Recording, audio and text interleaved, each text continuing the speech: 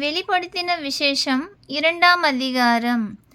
எபேசு சபையின் தூதனுக்கு நீ எழுத வேண்டியது என்னவெனில், 7 நட்சத்திரங்களை தம்முடைய வலது கரத்தில் ஏந்தி கொண்டு 7 பொன் விளக்குகளின் மத்தியிலே உலாவிக் கொண்டிருக்கிறவர் சொல்லுகிறதாவது: உன் கிரியைகளையும் உன் பிரயாசத்தையும் உன் பொறுமையையும், நீ பொல்லாதவர்களை சகிக்கக்கூடாமல் இருக்கிறதையும், அப்போஸ்தலர் அல்லாதவர்கள் தங்களை அப்போஸ்தலரென்று சொல்லுகிறதை நீ சோதித்து அவர்களை பொய்யரென்று கண்டறிந்ததையும், நீ சகித்து கொண்டிருக்கிறதையும் பொறுமையாயிருக்கிறதையும், என் நாமத்து நிமித்தம் இளைப்படையாமல் பிரயாசப்பட்டதையும் அறிந்திருக்கிறேன்.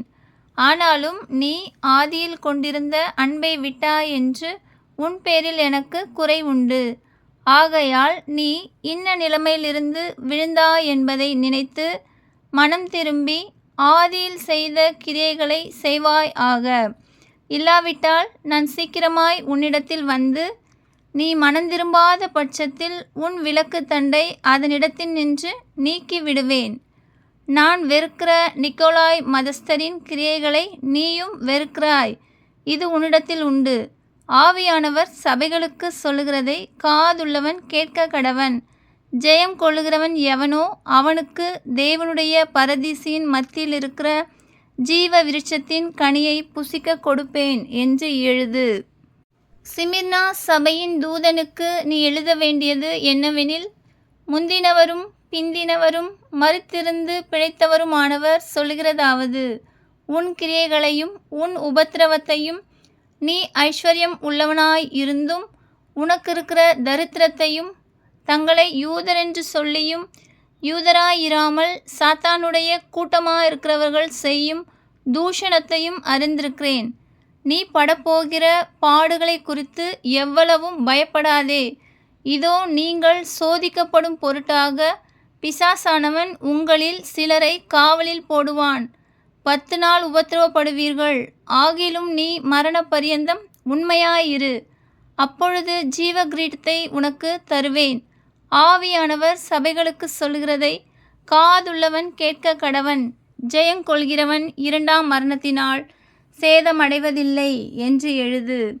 பெர்கமு சபையின் தூதனுக்கு நீ எழுத வேண்டியது என்னவெனில், இருபுறமும் கருக்குள்ள பட்டயத்தை உடையவர் சொல்லுகிறதாவது: உன் கிரியைகளையும் சாத்தானுடைய சிங்காசனமாயிருக்கிற இடத்தில் நீ குடியிருக்கிறதையும், நீ என் நாமத்தை பற்றி கொண்டு இருக்கிறதையும், சாத்தான் குடிக்கொண்டிருக்கிற இடத்திலே உங்களுக்குள்ளே எனக்கு உண்மையுள்ள சாட்சியான அந்திப்பா என்பவன் கொல்லப்பட்ட நாட்களிலும் என்னை பற்றும் விசுவாசத்தை நீ மறுதலியாமல் இருந்ததையும் அறிந்திருக்கிறேன். ஆகிலும் சில காரியங்களை குறித்து உன் பேரில் எனக்கு குறை உண்டு. விக்கிரகங்களுக்கு படைத்தவைகளை புசிப்பதற்கும் வேசித்தனம் பண்ணுவதற்கும் ஏதுவான இடரலை இஸ்ரவேல் புத்திரர் முன்பாக போடும்படி பாலாக் என்பவனுக்கு போதனை செய்த பிலேயாமுடைய போதகத்தை கை கொள்ளுகிறவர்கள் உன்னிடத்தில் உண்டு. அப்படியே நிக்கோலாய் மதஸ்தருடைய போதகத்தை கை கொள்ளுகிறவர்களும் உன்னிடத்தில் உண்டு. அதை நான் வெறுக்கிறேன். நீ மனந்திரும்பு. இல்லாவிட்டால் நான் சீக்கிரமாய் உன்னிடத்தில் வந்து என் வாயின் பட்டயத்தால் அவர்களோடே யுத்தம் பண்ணுவேன்.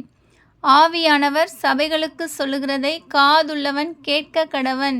ஜெயம் கொள்ளுகிறவனுக்கு நான் மறைவான மன்னாவை புசிக்க கொடுத்து, அவனுக்கு வெண்மையான குறிக்கல்லையும் அந்த கல்லின் மேல் எழுதப்பட்டதும் அதை பெறுகிறவனே அன்றி வேறொருவனும் அறியக்கூடாததுமாகிய புதிய நாமத்தையும் கொடுப்பேன் என்று எழுது.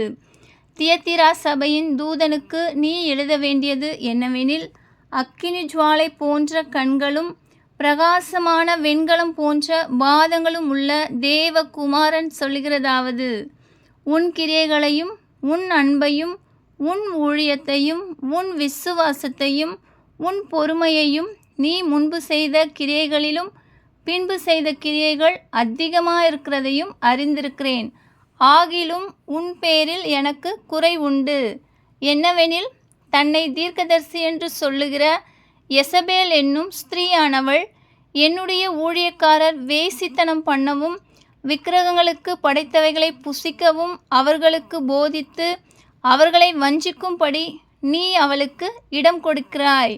அவள் மனம் திரும்பும்படியாய் அவளுக்கு தவணை கொடுத்தேன். தன் வேசி மார்க்கத்தை விட்டு மனம் திரும்ப அவளுக்கு விருப்பமில்லை. இதோ நான் அவளை கட்டில் கிடையாக்கி, அவளுடனே விபச்சாரம் செய்தவர்கள் தங்களுடைய கிரியைகளை விட்டு மனம் திரும்பாவிட்டால் அவர்களையும் மிகுந்த உபத்திரவத்திலே தள்ளி அவளுடைய பிள்ளைகளையும் கொல்லவே கொல்லுவேன். அப்பொழுது நானே உள்ளிந்திரியங்களையும் இருதயங்களையும் ஆராய்கிறவரென்று எல்லா சபைகளும் அறிந்து கொள்ளும். அன்றியும் உங்களில் ஒவ்வொருவனுக்கும் உங்கள் கிரியைகளின்படியே பலனளிப்பேன். தியத்திராவிலே இந்த போதகத்தை பற்றி கொள்ளாமலும் சாத்தானுடைய ஆழங்கள் என்று அவர்கள் சொல்லுகிறார்களே, அந்த ஆழங்களை அறிந்து கொள்ளாமலும் இருக்கிற மற்றவர்களாகிய உங்களுக்கு நான் சொல்லுகிறதாவது, உங்கள் மேல் வேறொரு பாரத்தையும் சுமத்த மாட்டேன்.